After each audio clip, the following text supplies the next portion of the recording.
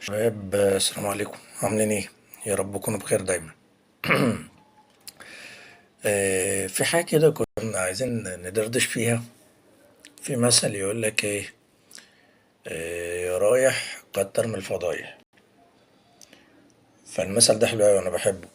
يعني انا بحبه جدا، يعني مع العلم ان انا ما بحترموش بس بحبه. ليه بقى؟ لان هو بينطبق على حل الاعلام دلوقتي اللي احنا عايشين فيه. تعالوا كده نمشي ايه، برنامج برنامج. ابراهيم فايق، ومش معنى اللي انا هقول اسمائهم ان انا بحبهمش، أنا بحبهم كلهم والله وبحب اتفرج عليهم يعني. بس تعالى مثلا ناخد ابراهيم فايق، جايب احمد عبد الباسط وهوب عمل كورس في الكولومبيا يا معلم، وقام جاي ضارب في الحكام. تمام، مش مفيش مشكله، انت صح. بس حضرتك عملت نص شغلك، اللي انت جبت واحد وقلت ان هو قال كذا كذا كذا كذا وطلعت له كذا كذا كذا كذا وانتقدت. تمام، وانت صح صح جدا. نروح لهاني حتحوت، جاب المعد النفسي بتاع النادي الاهلي اللي كان هيجي، وده انا طلبته وطلبته. طبعا انت تشوف الرياكشن بتاعت هاني حتحوت وقاعد مبتسم جدا. وائل قال لك ايه تاني؟ وقاعد ازاي، وقعد ايه، عمل لقطه. فطبعا انتقاد تاني للنادي الاهلي. هو بيجي سيف زاهر عايز يجيب تاني المعد النفسي علشان يقول نفس الكلام. تمام، برضو صح صح، مفيش مشكله خالص، صح. انت صح، كل الناس بتعمل شغلها صح. بس حضرتك بتعمل شغلك نص شغلك. النص التاني اللي انت تقول لنا حل المشاكل دي ازاي. يعني حضرتك ما كلمتش المعد النفسي وسألته انت هتاخد ده، انت طبيعة عمل حضرتك ايه، هتعمل ايه، هيبقى دورك ايه، هتفيد الناس ازاي، هتحل مشاكل ازاي، ايه الطريقة العلمية علشان على الأقل احنا نستفيد. تمام، زي ما كنا بنقول علشان نعرف نستفيد او نفهم او الكلام ده. طيب، ايه بقى النص التاني اللي احنا المفروض نتكلم عليه؟ عندنا مشكلة، عندنا أزمة. هي الأزمة ديت مش ليها حل، وأنا لازم أقترح. ما هو الإدارة الصح إن أنا باجي حضرتك عندك واحد اتنين تلاتة أربعة، الصح بتاعهم كذا كذا كذا كوجهة نظر، فنعمل مناقشة. فنيجي بقى تاني يقوم جاي داخل اتحاد الكورة امبارح متضايق جدا. هو مين اللي سرب؟ يا باشا، يا باشا انت عندك مشكلة، حل. لا انا مش هحل، انا هروح معاهم في السكة ديت. وسيبنا كل الحاجات.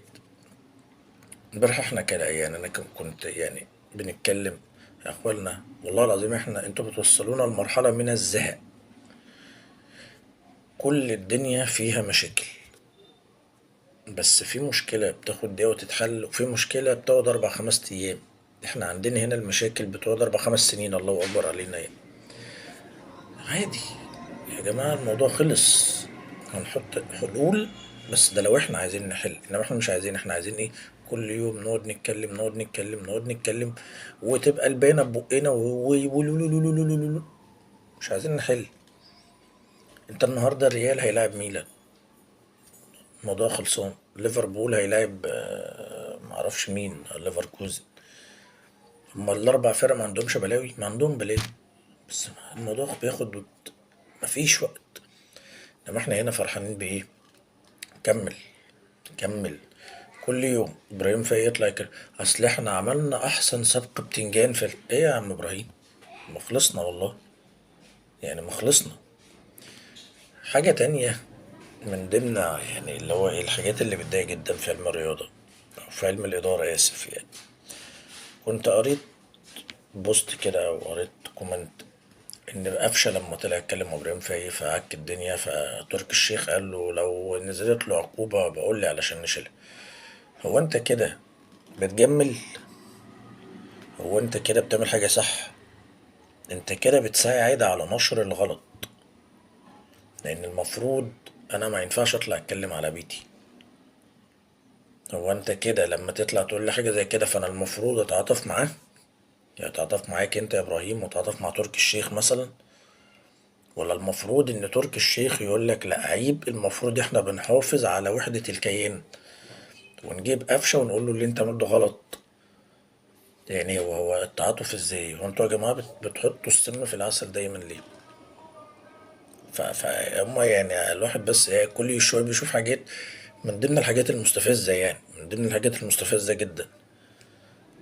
واحد عنده حاجه غلط، حضرتك ما تكافئوش، حضرتك لما ناديه عاقبه. ما هو طبيعي لان هو طلع بهدل الدنيا، وكان ممكن الفرقه كلها تتفك لولا ان يعني ستر ربنا. فانت جاي تقول لو نزلت له عقوبه قول لي على شدها له؟ لا والله. انت لا انت اكبر من الاهلي، ولا انت هتجب على الاهلي، ولا انت كده بتنشر ثقافه عدله يعني.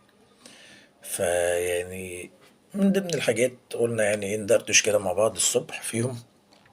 ف ونتمنى بقى مشاهدة حلوة النهارده بالليل الماتشين اللي هنشوفهم، وأوروبا هتلعب إن شاء الله رب العالمين، ونقعد نتفرج وننبسط ونفكنا يا جماعة من وجع الدماغ اللي احنا عايشين فيه دوت. صباح الفل.